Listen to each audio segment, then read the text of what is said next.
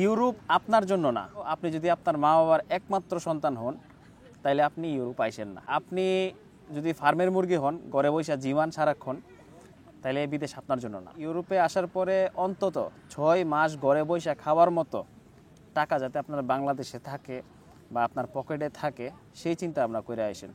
কারণ এখানে সবচেয়ে বড় সমস্যা হলো আওয়ার পরে মানুষের জব পায় না। 2 মাস, 3 মাস, 4 মাস, 5 মাস কখন আপনি জব পাবেন সেটার কোনো গ্যারান্টি নাই। আপনি যদি একটানা 10 থেকে 12 ঘন্টা কাজ করার মতো ধৈর্য, শক্তি, মনোবল যদি না থাকে আপনার, আপনি ইউরোপ আইসেন না। এখানে আসার পরে ম্যাক্সিমাম মানুষের 8 থেকে 10 ঘন্টা, অনেকের 12 ঘন্টা, 14 ঘন্টা পর্যন্ত ডিউটি থাকে। তাও আবার কি একটানা দাঁড়ায় কাজ করতে হয়। সো এতটা ধৈর্য যদি আপনার না থাকে তাইলে আপনি ইউরোপ আইসেন না। অন্তত 6 মাস যদি আপনার সংসারের খরচ, বাংলাদেশে যে আপনার পরিবারটা আছে, এই পরিবারের 6 মাসের খরচ যদি আপনার না থাকে, আপনি যদি মনে করেন যে আপনি বিদেশ আইসা পড়ছেন, যা আছে সব কিছু নিয়ে আইসা পড়ছেন, সব কিছু খরচ করে চলে আসছেন, বাংলাদেশের এই 6 মাস মানুষ চলতে পারবে না আপনার ইনকাম ছাড়া, তাহলে ভাই আপনি বিদেশ আইসেন না। আপনি ইউরোপ আসার পরে চিন্তা করতে হবে 5 থেকে 6 বছর আমার বাংলাদেশের ঘরের মানুষের ছাড়া, প্রিয় মানুষের ছাড়া, বাংলাদেশের ঘর বাড়ি খাবার ছাড়া আমার 5 থেকে 6 বছর বা অনেকের 10 বছরও পর্যন্ত একটানা থাকা লাগতে পারে। সো সেই চিন্তা ভাবনা করে আইসেন।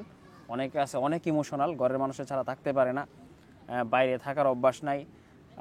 সো ওদের জন্য ইউরোপ না। এখানে অনেক কালচার আছে, সেগুলো আপনার দেশের সাথে মিলবে না। এইখানের অনেক খাবার আছে, সেগুলো দেশের সাথে মিলবে না। এই দেশের মানুষের অনেক কিছুই আছে যেটা আপনার দেশের মানুষের সাথে মিলবে না। সো ইউরোপে ওরা খুব ওপেন মাইন্ডের মানুষ, ওদের খাবারের টেস্ট ডিফারেন্ট, ওদের চলাফেরা ডিফারেন্ট, কাপড় চোপড় যা আছে সব কিছু ডিফারেন্ট। সো আসার আগে অবশ্যই মাইন্ডসেট করে আসবেন যে ওরা একটা ভিন্ন কালচারের মানুষ, সেখানে গিয়ে আমার ওইভাবেই সারভাইভ করতে হবে যেভাবে ওরা চলতেছে। আপনি যতটুকু নিজে ভালো থাকতে চান সেটা আপনার বিষয়, কিন্তু আপনি কাউকে মানে আপনার অধিকার দেখাইতে পারবেন না বা বলতে পারবেন না যে তুমি এটা তোমার পড়তে খারাপ লাগতেছে, এটা তোমার দেখতে খারাপ লাগতেছে, কাউকে বলতে পারবেন না, এটা বলার রাইট নেই আপনার।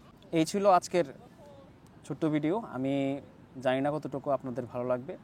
আপনারা অবশ্যই, আপনাদের সবাইকে ওয়েলকাম যারা ইউরোপ আসতে চান। তবে আসার পরে হাই হতাশ না করে, আসার পরে আপনারা অধৈর্য না হইয়া আপনারা এই জিনিসগুলো চিন্তা করেন, আমি ইউরোপ যাইতে চাই, কিন্তু আমার মধ্যে এই কোয়ালিটিগুলো আছে কিনা বা আমি এই জিনিসগুলো মাইনা চলতে পারবো কিনা। যদি পারেন, এই ধৈর্যটা যদি আপনার থাকে, আপনি অবশ্যই ইউরোপ আইসেন, নাইলে ইউরোপ আইসেন না।